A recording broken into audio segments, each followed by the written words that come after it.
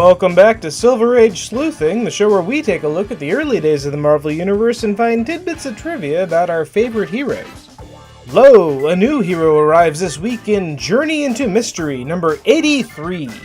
Journey into Mystery had been another of Marvel's anthology titles, telling standalone horror stories, but all that changed when they introduced the Mighty Thor. And what villain would best challenge our hero in his first outing? Loki? The Frost Giants? Nope, it's the Stone Men from Saturn. You might recognize these guys from the Thor movies. Thor kills one of them in the opening of Thor: The Dark World, and of course, these are Korg's people. The Stone Men are a third attempt at an alien invasion of Earth in just a matter of months, which really makes you wonder why Earth is suddenly so popular a galactic target. Unfortunately for these alien scouts, they decided to touch down in Norway, where they were spotted by Dr. Don Blake, a vacationing physician. Don Blake is lame, literally, but he does happen upon a random walking stick while fleeing the invaders, and as luck would have it, that stick transforms him into the Mighty Thor! Thus begins the most confusing secret identity in comics. Typically, we see Thor as being, well, Thor, son of Odin, god of thunder, so on and so forth. But in these early days, he's not really written as though he's literally an ancient god. He's written like a crippled American doctor that gains the powers of a god. In fact, once taking on his new godly form, he has to spend a few minutes experimenting with the hammer to figure out what all he can do with it. Specifically, with the handle. Tapping the handle on the ground twice creates a storm that can only be stopped by tapping it on the ground again 3 times. Meanwhile, tapping the hammer just once turns him back into Don Blake.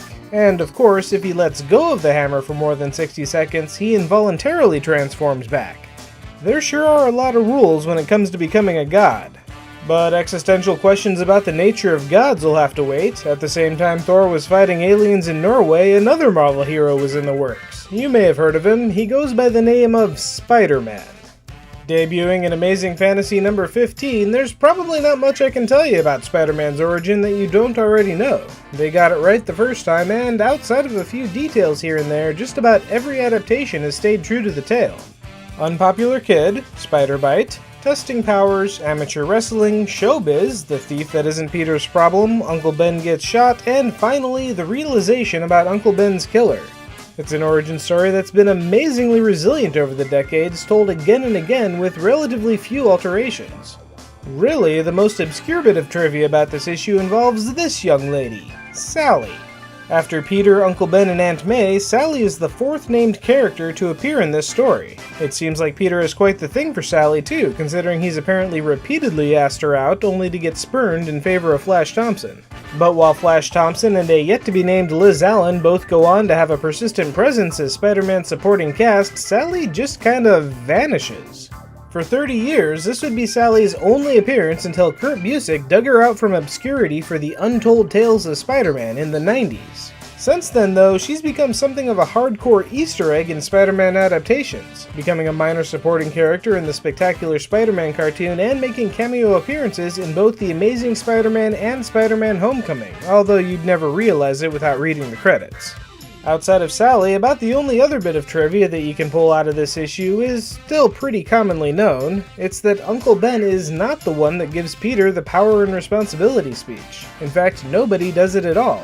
It's part of the narrative caption in the very last panel. The end of the book also tells readers to check in for the next issue of Amazing Fantasy to see the story continue, but it doesn't really work out like that. There would be no Amazing Fantasy number 16, instead Spider-Man would reappear more than a half a year later in his own title. It'll be a while before we check back in on the Web-Slinger, but we still have other characters to follow, so be sure to like and subscribe, share this video with a friend, and come back next week.